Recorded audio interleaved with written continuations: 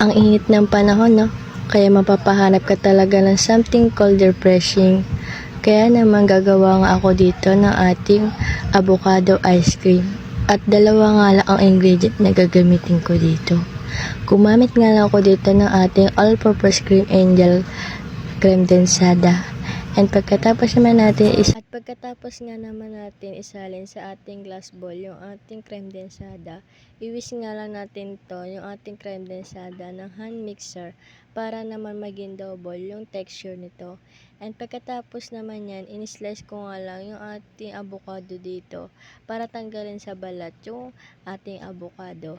Gagamitin natin to pang ating toppings at pangkulay ng ating ice cream.